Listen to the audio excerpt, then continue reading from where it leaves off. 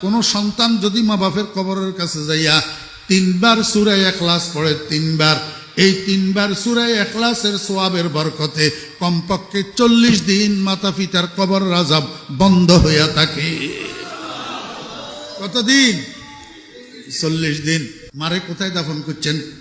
বাপরে কোথায় দাফন করছেন? অথচ নিজের জন্ম দেওয়া সন্তানটা যে আপনার আগে মারা গেল, সন্তান এটারে কোথায় রাখিয়ে এসছেন? প্রতি সপ্তাহে প্রতিদিন না পারলে অন্তত শুক্রবারে কবরস্থানে যাবেন, যাইয়া সর্বপ্রথম কবর জিয়ারতের দোয়া পড়বেন না, প্রথমে কিছুক্ষণ কবরের দিকে তাকাই থাকবেন, তাকাই নিজের মনের তশকিল করবেন, ও মন, আজকে তোর আব্বা, তোর মা, তোর ভাই, তোর বন্ধু, তোর ছেলে, তোর বিবি আজকে এই 3.5 হাত মাটির নিচে শুয়া রইছে। এত কাছে হওয়া সত্ত্বেও তুই কোনো খবর নিতে পারতেছিস না, সুখে আছে না দুঃখে আছে জানিস না। ও মন, আগামীকাল তোর মৃত্যু হলে, তুই মরে গেলে তোরও তো এরকম 3.5 হাত মাটির নিচে ঢুকাইয়া দিবে। এই জমিনে যত মানুষ আছে কেউ তোর খবর নিতে পারবে না। আল্লাহর কাছে কি নিয়ে যাবি? মুখ কেমনে দেখাবি? মুখ খোদা কো হ্যায় দেখা না একদিন, মুখ খোদা কো হ্যায় দেখা না একদিন, कब्र में होगा ठिकाना एक दिन, रूह रग रग से निकाली जाएगी, तू रूह रग रग से निकाली जाएगी, तुझ पे एक दिन खाक डाली जाएगी।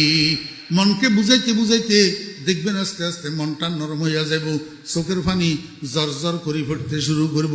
এইবার কবর জিয়ারতের দোয়া পড়েন, আসসালামু আলাইকা ইয়া আহলাল কুবুর ইয়াগফিরুল্লাহু লানা ওয়া লাকুম ওয়া আনতুম সালাফুনা ওয়া নাহনু বিল আসর। ও মুসলমান ভাইরা, মনে কষ্ট নিবেন না, আমরা অনেক হতভাগা মুসলমান আছি, কবর জিয়ারতের দোয়াটাও মুখস্থ জানি না।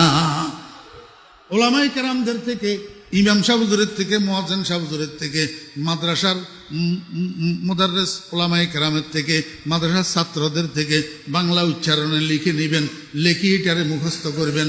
আসসালামু আলাইকুম ইয়া আহলাল কুবুর ইয়াগফিরুল্লাহু লানা ওয়া লাকুম ওয়া আনতুম সালাফুনা ওয়া নাহনু বিল আসর।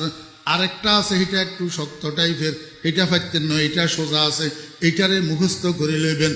তারপরে এবার আউযুবিল্লাহ বিসমিল্লাহ পড়ি, কমপক্ষে 1 বার আলহামদু শরীফ পাঠ করবেন, কমপক্ষে 3 বার কুল হুয়াল্লাহ শরীফ পাঠ করবেন, কমপক্ষে 7 বার 11 বার দরুদ শরীফ পড়বেন।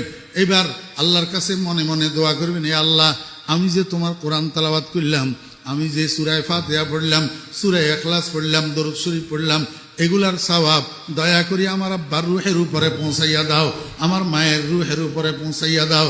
ও বেরা, দোস্ত বাবেরা, কোন সন্তান যদি মা বাপের কবরের কাছে যাইয়া 3 বার সূরা ইখলাস পড়ে, 3 বার, এই 3 বার সূরা ইখলাসের সওয়াবের বরকতে কমপক্ষে 40 দিন মাতা পিতার কবর আযাব বন্ধ হইয়া থাকে।